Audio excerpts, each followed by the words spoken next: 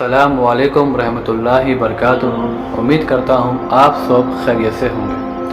دوستوں، ہمارے اس چینل پہ آپ کو اولیاء کرام کے واقعات اور صوفیاء کرام کے کلامات سننے کو ملیں گے۔ آج کا ہمارا واقعہ حضرت غوث اعظم دستگیر رضی اللہ تعالیٰ عنہ کا ہے۔ سماعت فرمائیں۔ حضرت شیخ احمد رحمۃ اللہ علیہ شیر پر سواری کرتے تھے اور جس ولی اللہ کے پاس جاتے وہ آپ کے شیر کے کھانے کے لیے ایک گائے دے دیتے ہیں۔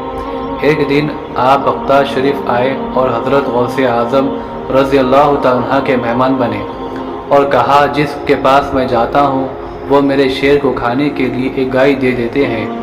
تو حضرت غوث اعظم رضی اللہ تعالیٰ عنہ نے فرمایا، اپنے خادم کو بلوایا اور فرمایا، شیخ صاحب کو ایک گائے دے دو۔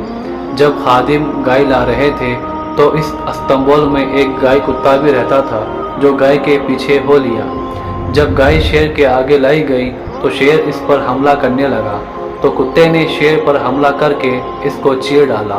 جب یہ منظر شیخ صاحب نے دیکھا تو حضرت غوث اعظم کے ہاتھوں کو بوسہ دیا اور توبہ کی۔ سبحان اللہ۔ حضرت نے کیا خوب فرمایا ہے۔ سماعت فرمائے۔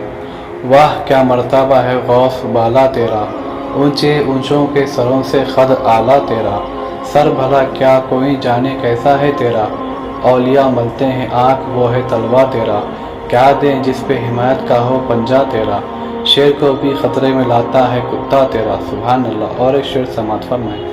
ہم اپنے آپ کو جن کا فقیر کہتے ہیں، جہاں میں ان کو پیران پیر کہتے ہیں، نبی کے نور سے پر نور ہے ان کا سینہ، اس لیے انہیں روشن ضمیر کہتے ہیں، غلام غوث ہے تو آزاد کر دیا تجھ کو، یہ مجھ سے خبر میں منکر نکیر کہتے ہیں، سراپا نور ہے غوث الورا کی شان کرم، علی کے لال کو بدر منیر کہتے ہیں، جو جلنے والے ہیں جل جل کے مٹ جاتے ہیں، جو کہنے والے ہیں ان کو دستگیر کہتے ہیں۔